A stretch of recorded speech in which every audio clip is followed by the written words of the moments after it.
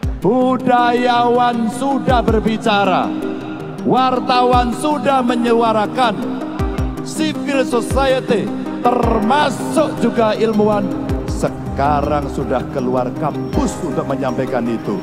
Ini peringatan keras buat demokrasi yang ada di Indonesia. Maka Bapak Ibu, seluruh proses politik yang mesti kita amankan ini, mari kita letakkan dalam pikiran dan hati yang sehat. Sudah siap mau pilih siapa? Sudah siap mau pilih siapa? Yang di atas sudah siap mau pilih siapa? Nomor berapa? Coba yang di atas sana nomor berapa? Terima kasih.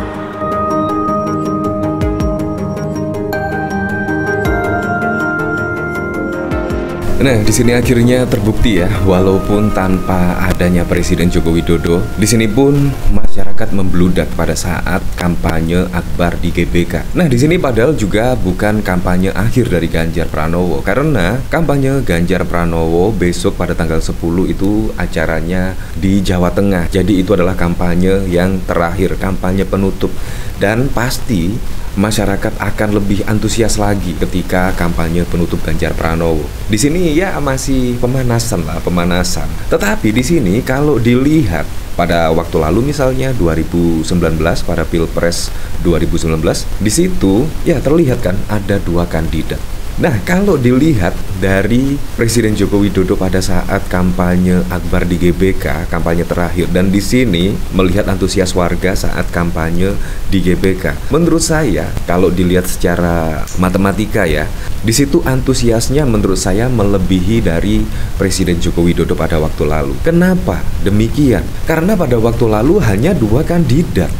Dan saat ini yaitu capres di sini ada 3, jadi otomatis masyarakat Indonesia terpecah menjadi 3 bagian, yaitu pendukung paslon Anies Baswedan dan Muhaimin Iskandar, pendukung Prabowo Subianto dan Gibran, dan saat ini mendukung Ganjar Pranowo dan Pak Mahfud MD.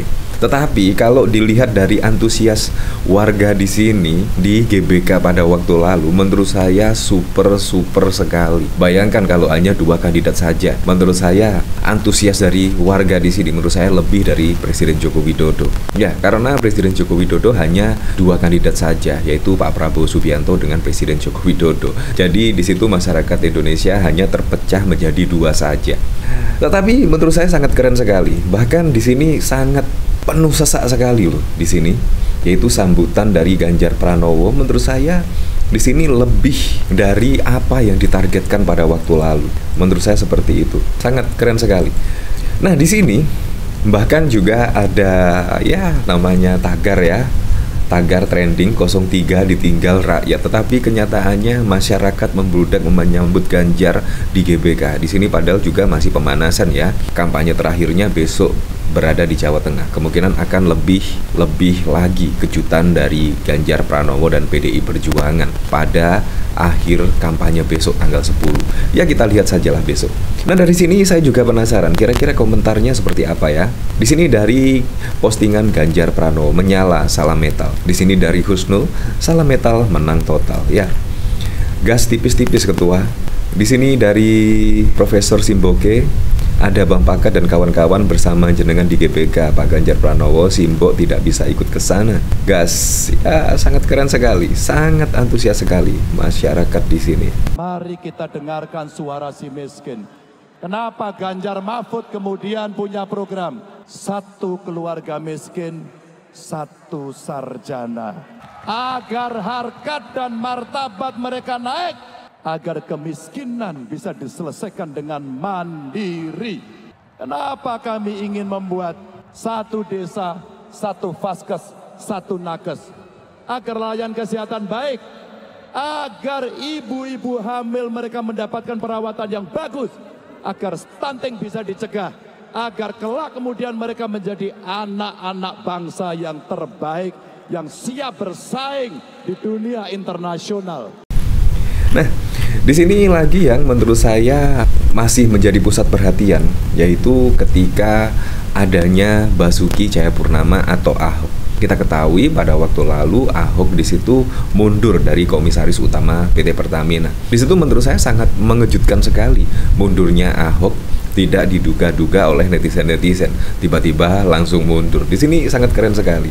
Nah, di sini dikomentari oleh Maya, Ahok selalu jadi perhatian.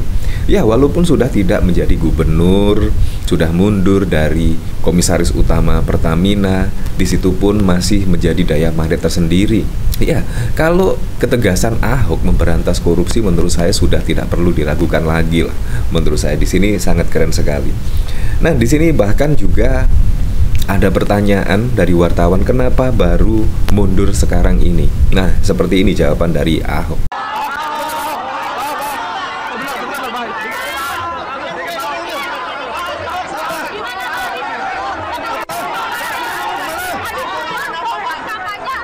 Ya, saya akan fokus kampanye, khususnya di Jakarta. Ya, memang udah lama saya mau mundur. Masalahnya RUPS-nya mundur. Saya mesti pastikan rencana kerja perusahaan itu sudah di RUPS-kan, KPI sudah di RUPS-kan. Dan saya di situ termasukkan tahun ini Pertamina harus bisa menghemat minimal 46% dari pengadaan barang. Makanya saya mesti taruh di RUPS. Dan kita juga waktu saya tinggalkan, saya ingin ada direktur manajemen risiko di dalam. Nah, itu udah dilantik, makanya saya berani lepas itu ya. Wah, sangat keren. Jadi di sini Ahok sudah lama sekali yaitu kepengen mundur dari komisaris utama Pertamina dan fokus untuk memenangkan Ganjar berkampanye. Di sini menurut saya sangat keren, yaitu pendukung-pendukung Ganjar bahkan rela mundur dari jabatan yang menurut saya itu adalah zona nyaman ya. Apalagi kalau melihat gaji komisaris utama PT Pertamina di situ sangat fantastis sekali, mencapai ya sekitar 8 miliar ya setiap bulan. Wow, di situ bahkan juga dilepaskan karena mendukung salah satu capres di sini sudah mengetahui lah konsekuensinya seperti apa, mundur atau cuti. Nah, tetapi kalau kita lihat dari paslon-paslon lainnya bahkan sudah ketahuan mendukung salah satu cawapres, tapi juga sampai detik ini juga tidak ada yang mundur.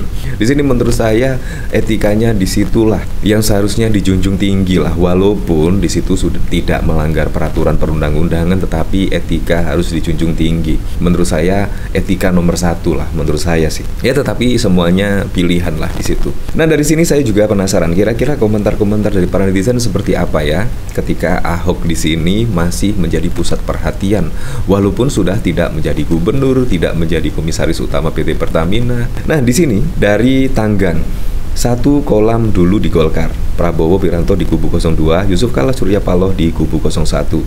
New Urba akan bangkit lagi kah? Hati-hati putaran kedua seperti kejadian Pilkada DKI. Kita biarkan atau kita tenggelamkan.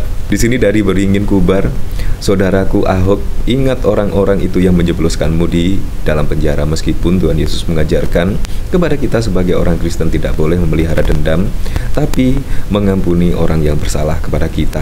Kalau Pak Ganjar andai ada putaran kedua nggak masuk, aku nggak kebayang gabung sama Anies. Ahok memang luar biasa.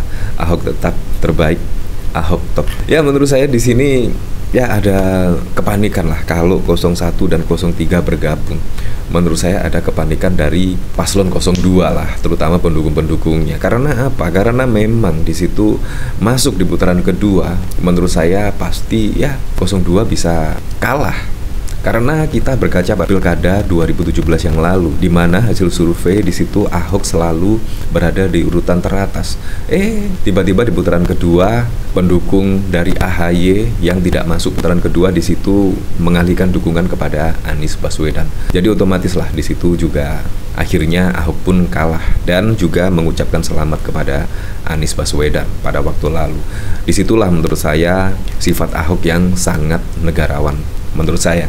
Nah, tetapi di sini ada berita yang sungguh geli sekali ya. Di sini Presiden Joko Widodo memberikan pesan untuk debat Pilpres kelima besok. Jokowi berharap semua pasangan calon paslon dapat menyampaikan visi misi yang substansial. Menurut saya kemarin juga menyampaikan visi misi, tetapi juga namanya debat ya.